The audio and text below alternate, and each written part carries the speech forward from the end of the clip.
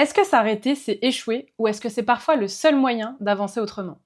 Parfois, je fonce sans réfléchir. D'autres fois, je réfléchis tellement que ça me paralyse et que je fais plus rien. Et c'est cette oscillation permanente qui m'a fait stagner et mettre le projet Escale en pause.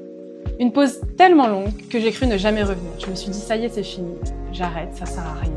J'ai disparu beaucoup trop longtemps, ça n'a aucun sens. J'avais l'impression que j'avais plus rien à apporter, que je savais pas trop quoi dire, que prendre la parole toute seule, c'était un peu inutile. Et du coup, j'ai fait une pause un peu forcée, un peu voulue, mais qui m'a fait du bien. Parce que ça m'a appris une chose essentielle. Parfois, s'arrêter, c'est le meilleur moyen de revenir avec une force nouvelle pour pouvoir mieux repartir. Avec parfois une nouvelle stratégie, de nouvelles directions, une nouvelle façon de faire. Et d'ailleurs, quand j'y pense, c'est exactement comme ça qu'est né le nom d'Escale. C'était l'idée de prendre une pause pour réfléchir sur ce qui s'était passé avant et où est-ce qu'on voulait aller après et comment faire. Et c'est ce que je vais partager avec toi aujourd'hui. Parenthèse, si t'es nouveau ou nouvelle, tu te dis mais de quoi elle me parle? Je l'ai jamais vu. Qui est cette personne? C'est quoi Escale? Je comprends rien. Alors je t'explique. Je vais te raconter un peu l'histoire de ce projet, comment il est né, pourquoi, comment il va évoluer et en quoi ça peut être utile. Donc bienvenue dans Escale, le podcast où on prend le temps de réfléchir à nos chemins de vie à travers le prisme du voyage, qu'il soit physique ou mental, grâce à une ouverture d'esprit, des découvertes de soi et des autres, des remises en question, des parcours atypiques et inspirants, pour nous aider à comprendre ce qui nous fait vraiment avancer et comment s'adapter au monde qui nous entoure pour faire les choses autrement, chacun à sa manière, et trouver les meilleurs moyens possibles pour rebondir et prendre le chemin qui te convient le mieux pour arriver à ta destination idéale. En réalité, l'idée de ce projet est née bien avant que ça s'appelle Escale. J'avais créé une marque de maroquinerie et je voulais communiquer dessus en rencontrant des gens qui correspondaient à ma cible, c'est-à-dire des nomades urbains. Ou autrement dit, des personnes qui avaient développé leur carrière d'une manière assez atypique, dans le mouvement, en bougeant, en ayant un cadre de vie différent de la norme, sous un autre modèle que le 9h-5h, dans un autre cadre qu'un bureau classique, et avec un parcours pas forcément linéaire. Donc quand j'ai lancé ça, c'était un peu au feeling. En réalité, c'était même une étude de marché qui s'est transformée en podcast de marque, qui s'est transformé en un autre podcast, qui était lui filmé. Donc tout ça, c'était un peu au feeling, sans plan, avec l'envie de partager, de rencontrer des gens, de m'exprimer et de connecter. Le petit switch qui était apporté à ce projet, c'était de la vidéo. L'idée, c'était de faire des interviews qui soient belles, dans des lieux différents, à chaque fois dans un lieu différent, avec des invités dont le parcours m'intriguait et dont je pensais qu'ils pouvaient être intéressants et inspirants pour beaucoup de personnes. Mais ça s'est pas passé comme prévu, ça se passe jamais comme prévu. On était 2 sur ce projet. Et tu connais peut-être sûrement les aléas des collabs. Ça l'a pas fait. Donc après ça, petit à petit, j'ai perdu mon cap. Je me suis arrêtée, je me suis dit que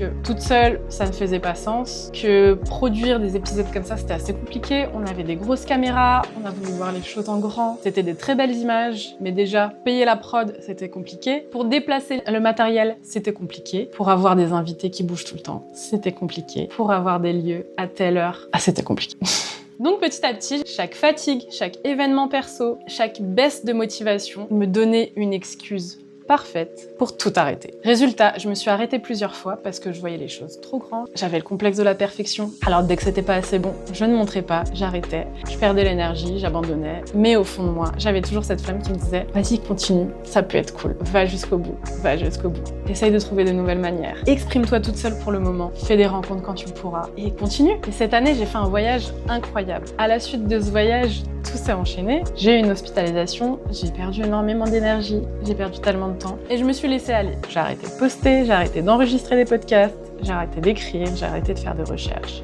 Parce que je me disais, ça sert à rien, de toute façon personne m'écoute.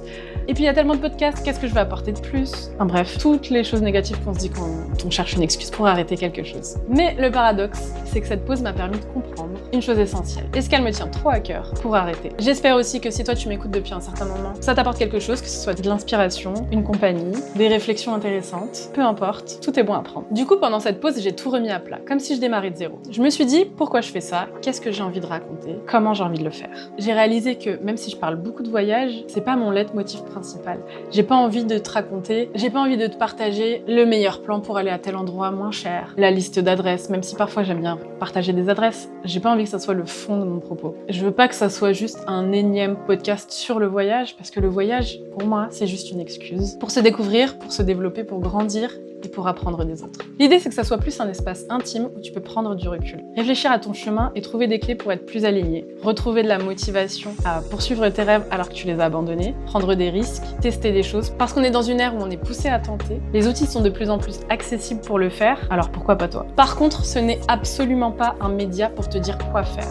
Je déteste ça. Personnellement, j'ai l'esprit de contradiction. Donc quand on me dit quoi faire, j'ai envie de faire le contraire. L'idée, c'est pas ça. Parce que je pense qu'on a tous notre libre arbitre. On part tous d'un endroit différent. Donc une personne qui n'a pas ton parcours, n'a pas ta vie, n'a pas toutes tes problématiques en tête, qui te dit faut faire ci, faut faire ça parce que ça marche, parce que telle personne l'a fait, donc toi aussi tu peux le faire de la même manière, etc. Ça m'intéresse pas. Pour moi, c'est une bulle où tu viens chercher de l'inspiration, des perspectives et parfois un déclic. Mais ça ne sera pas un voilà ce que tu dois faire. Parce que de toute façon, comme tout projet, il y a une part hyper égoïste. Pour moi, Escale, c'était une manière de remplir mon propre besoin, de ralentir, de réfléchir, de raconter et de me connecter avec d'autres personnes qui, eux aussi, cherchent leur voie, réfléchissent parfois beaucoup. Perso, je réfléchis beaucoup. Ça n'aide pas toujours, mais parfois on peut avoir des fulgurances. C'est pas mal quand même. Donc si tu te poses la question, Escale s'adresse à toi si parfois tu te sens perdu. Si tu aimes voyager, mais que tu sais que le plus grand voyage, c'est celui qu'on fait à l'intérieur, tu trouveras ici des réflexions personnelles comme aujourd'hui, des rencontres avec des voyageurs et des créateurs, peut-être avec toi un jour si tu as des choses à raconter et à partager,